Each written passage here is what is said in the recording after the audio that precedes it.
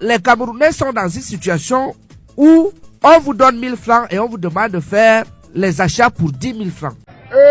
Alors, il y a un problème sérieux au Cameroun. Le problème sérieux du Cameroun, c'est que la vie coûte cher. Le coût de la vie est élevé par rapport au niveau de vie des Camerounais. C'est ça le problème. Parce que ce que les Camerounais gagnent est essentiellement dérisoire. Je rappelle qu'en Afrique, le Cameroun a l'un des salaires les plus bas. Les fonctionnaires de catégorie A2, c'est-à-dire que ceux qui sont au sommet de la fonction publique, gagnent à peine 250 000 francs. C'est que le Cameroun est dans une situation d'un pays attaché. Comment vous expliquez que un pays qui a tout, le bois, la forêt, l'or, etc., on tourne autour du pot en matière du taux de croissance depuis des années. Et je dédie ce livre au président Paul Biya pour lui dire que les Camerounais sont traumatisés. Il doit également savoir que il y a un autre aspect poids mort dans sa politique, dans sa vision de rendre le Cameroun émergent à l'horizon 2035. Cela veut dire quoi? Cela veut dire que vous ne pouvez pas demander à un peuple spolié comme le peuple camerounais à chaque fois de faire les efforts. Il n'y a aucun peuple au monde qui a déjà fait les efforts que les Camerounais ont fait. On a réduit le salaire 3 fois.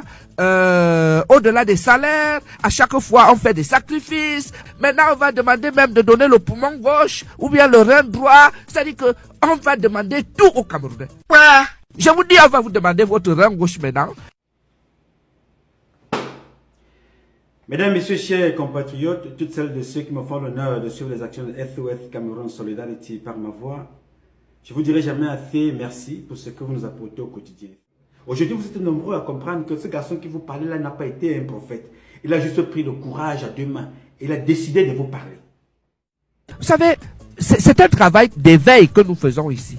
Pour expliquer, faire comprendre à notre société, aux populations, où se trouve le mal. Le Cameroun n'est pas un pays. Je le répète, j'ai fait des études là-dessus. Le Cameroun est une mafia en ce moment. Et dans la mafia, c'est très difficile de résoudre les problèmes. Est-ce que vous savez pourquoi le mal prospère au Cameroun? Le mal prospère au Cameroun parce que tout le monde accepte que ce qui ne doit pas se faire se fasse. Tout le monde a peur. Personne n'est là pour dire mais c'est pas possible, on peut faire comme ça.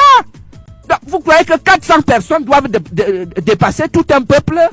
400 personnes doivent déranger 20 millions de personnes. C'est parce que les autres 20 millions de personnes ne sont pas organisées. Ils ne sont pas déterminés. Ils acceptent d'être des victimes. Ils ont amené le pays où? Où est le Cameroun? Ils ont amené le pays où? Où est le Cameroun? Il n'y a pas l'eau, il n'y a pas l'électricité, il n'y a pas.